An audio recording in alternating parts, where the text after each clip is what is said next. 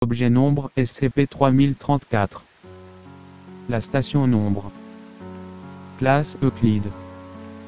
Procédure de confinement spécial. 3 membres du personnel de la Fondation doivent rester sur site avec au moins un employé surveillant les fréquences radio en cas d'occurrence de SCP-3034. Tout le personnel présent doit posséder au minimum une certification de niveau C1 en russe. L'équipement radio doit recevoir un contrôle technique hebdomadaire pour assurer le fonctionnement de tous les appareils. Les employés tourneront entre eux sur une base mensuelle. Si à tout moment une occurrence de SCP-3034 est détectée, le personnel doit immédiatement répondre sur la même fréquence par un message en russe « Tout va bien ». Dans le cas où la communication avec le site serait perdue, la FIM Epsilon 3, les petits auxiliaires du Père Noël, sera mobilisée pour enquêter et sécuriser la zone. Addendum, l'équipement radio du site ne doit en aucune circonstance être utilisé pour un autre motif que celui de transmettre la phrase « Tout va bien ». Une prise de contact avec SCP-3034 ne doit en aucun cas être tentée, voire pièce jointe 2 à 201, rapport d'incident. Les enfants ne sont en aucun cas permis sur le site. Description: SCP-3034 est une émission radiophonique anormale et récurrente d'origine inconnue.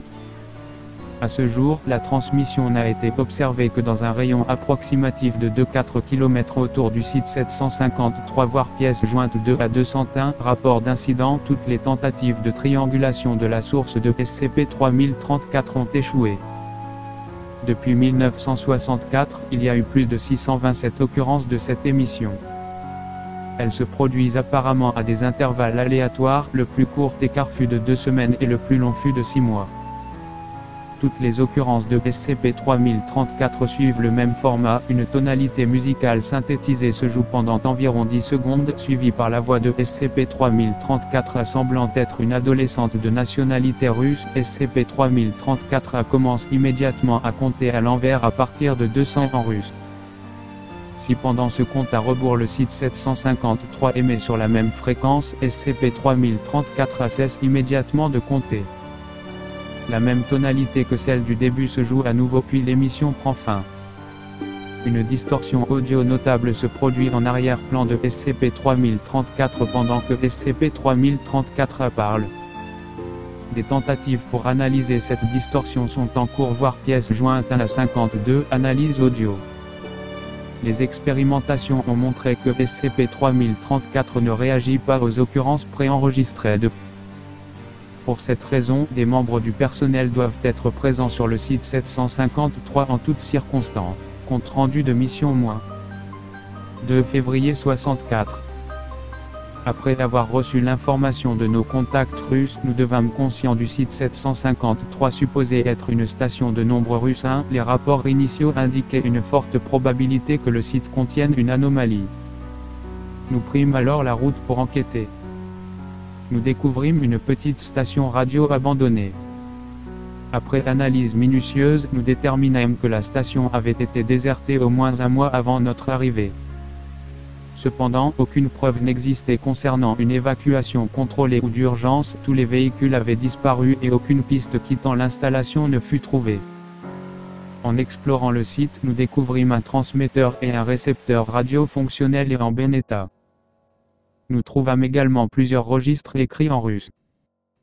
À notre grande surprise, les registres n'étaient pas des descriptions des émissions faites par la station mais des émissions reçues par la station. Après examen, il fut déterminé que le plus vieux de ces carnets datait de 1947. De plus, l'agent Browning, alors familière avec le russe, nota plusieurs phrases russes gravées sur l'un des bureaux à côté de l'équipement radio. Approximativement traduite, cela donnait: dites-lui que tout va bien. Ne la laissez pas finir. Au 3e jour de notre enquête, vers 7h30, une alarme automatisée retentit. Nous déterminâmes plus tard que cette alarme est en fait déclenchée dès que l'équipement de surveillance radio détecte un signal. Alors que nous cherchions la source de l'alarme, nous découvrîmes une émission entrante. Il s'agissait d'une jeune femme parlant en russe. L'agent Browning détermina que la femme comptait à reculons. À ce moment, elle avait atteint 75. Après de longs moments de débat animés, nous déterminâmes que le meilleur plan d'action était de suivre les instructions que Browning avait remarquées. L'agent Browning répondit immédiatement à la transmission par ce qui se traduisait par tout va bien. La voix féminine stoppa immédiatement. Une tonalité se joua puis la transmission cessa. Je laissai l'agent Browning sur site avec 2 autres membres du personnel et assez de rations alimentaires pour tenir pendant un mois. Je recommande une surveillance constante jusqu'à ce que l'on détermine précisément ce qu'avant-propos. L'entrée suivante contient un enregistrement découvert au site 753. Il s'agit de l'interrogatoire d'un officier russe par un autre officier russe. Les noms de famille ne sont pas donnés. Par commodité, le contenu de l'enregistrement a été traduit en français. Début de l'entrée audio. Un bruit de feuilletage est entendu. 0h14 Sergei, allez, finissons C1. 0h18 Vaslov, tu as tenté de voler la propriété de l'État, Sergei. Comment pensais-tu que ça allait se passer? 0h24 Sergei, elle n'est pas la propriété de l'État. Et elle a un nom. 0h29 Vaslov, quelle était ton intention? Déserter chez les Américains. Les mettre au courant à propos de notre petit projet de recherche. 0h36 Sergei, tu me connais Vaslov. Tu sais que j'ai servi la Russie avec honneur et distinction. Tu sais que jamais je... 0h43 Vaslov, est-ce qu'ils ont promis de l'argent? L'asile. Et qu'est-ce que tu imaginais pour elle? Pensais-tu l'élever comme la tienne? 0h53 Sergei, c'est mal. Tu sais que c'est mal. Tu te mêles de pouvoir que tu ne peux même pas. 0h59 Vaslov, et penses-tu que les Américains comprennent de quel pouvoir ils se mêlent? Penses-tu qu'ils ont la moindre idée de ce que cette bombe atomique peut faire? 1h07 Sergei, je sais qu'on ne fait pas de marché avec les bombes atomiques. On ne leur sacrifie certainement pas des petites filles. 1h14 Vaslov, un sacrifice qui sauvera des millions si ce n'est des milliards. 1h22 Sergei, en présumant que les Américains veulent simplement croire à l'existence de cette fable, en présumant qu'ils nous croient assez monstrueux pour l'utiliser. 1h28 Vaslov, ils y croiront. Nous leur montrerons un avant-goût.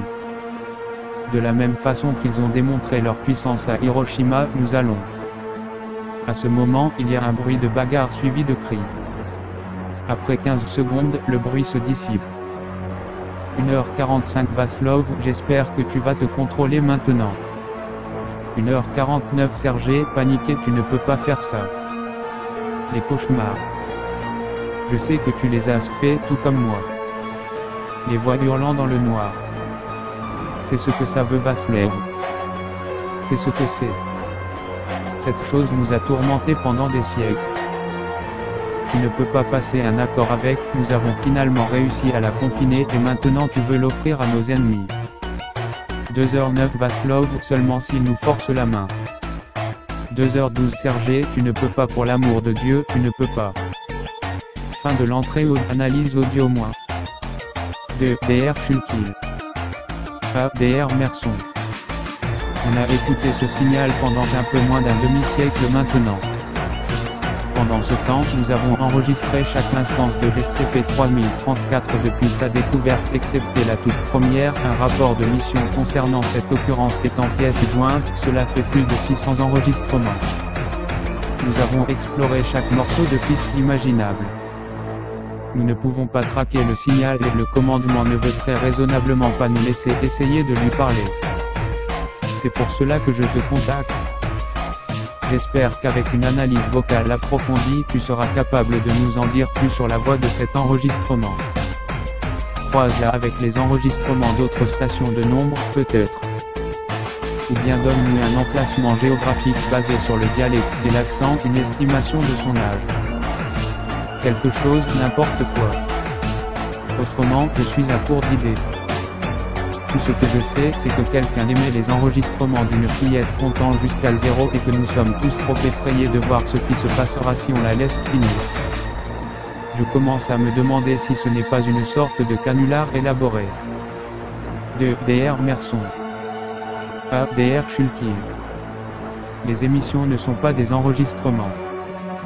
Les variations dans le ton, la hauteur et la formulation montrent clairement que chaque instance de SCP-3034 est une nouvelle occurrence, chaque compte à rebours est vocalement unique. Soit quelqu'un a enregistré cette petite fille comptant encore et encore plusieurs centaines de fois ou bien elle émet ces signaux depuis plus de 50 ans. Il y a plus, nous avons analysé la distorsion audio en arrière-plan. Il semble que ce sont d'autres voix ralenties considérablement. Tout comme SCP-3034-A, elles sont vocalement uniques à chaque occurrence. Malheureusement, la distorsion est beaucoup trop faible pour déchiffrer ce qu'elles disent. Cependant, la longueur de l'émission a l'air de corréler avec la force de la distorsion, plus l'émission dure dans le temps, plus la distorsion devient forte. Ironiquement, le problème est que nous sommes trop forts en matière de confinement, le personnel de la Fondation se mobilise si vite qu'aucune transmission que nous avons enregistrée a duré plus de 30 secondes. Si nous avions de plus longues transmissions, nous serions peut-être capables d'extrapoler plus de données. Ma recommandation est que vous autorisiez le signal pendant plus de 30 secondes. Peut-être serions-nous alors capables de déterminer précisément ce que c'est. 2. Dr. Shulkill. A. Dr. Merson. Recommandation approuvée. Le personnel de la Fondation a été instruit de laisser les 5 prochaines itérations de SCP-3034 continuer jusqu'à atteindre 50, espérons que cela nous fournira suffisamment de données utiles pour analyser la distorsion et comprendre ce qu'il peut bien se passer. Je enverrai les fichiers dès que nous les aurons. 2. Dr. Merson. A. Dr. Shulkill. J'ai terminé d'analyser 3 des 5 fichiers que tu as envoyés. Ce sont juste des cris. Des milliers et des milliers d'enfants hurlant. Je retire ma recommandation précédente. Informe ton personnel de répondre à chaque occurrence de SCP-3034 par le signal d'interruption immédiatement. 2. Dr. Shulkill. A. Dr. Merson. Approuvé. Rapport d'incident -. Le 17 mai 1995, le Dr. O'Willy, une chercheuse de la Fondation, a détourné l'équipement radio du site 753 pour conduire une expérience non officielle. Pendant une instance de SCP-3034, elle a tenté d'établir la communication avec SCP-3034-A. SCP-3034-A s'est alors arrêté de parler. Approximativement 5 secondes plus tard, une émission extrêmement puissante fut détectée sur site. Le signal consistait en un gémissement très aigu provoquant une douleur auditive intense, un étourdissement et des vertiges sur l'ensemble du personnel qui l'entendait. Le hurlement continua sur une période de 25 secondes avant que le Dr. O'Willy réussisse à utiliser l'équipement radio du site 753 pour émettre le signal d'interruption. La transmission s'arrêta dans l'immédiat. Durant les 24 heures suivantes, les chercheurs ont noté une augmentation significative des cas de disparition d'enfants dans le monde. Dans la majorité des cas, les disparitions eurent lieu à une heure à peu près correspondante à la transmission de 25 secondes. Toutes les affaires supposées être associées à SCP-3034 sont restées non élucidées. Les mesures disciplinaires entreprises contre le Dr. O'Willy ont été suspendues à cause de son récent suicide voire pièce jointe 2 à 205, rapport de police. Les procédures de confinement spécial ont été mises à jour pour refléter l'importance de non-interaction avec SCP-3034 en dehors des paramètres établis.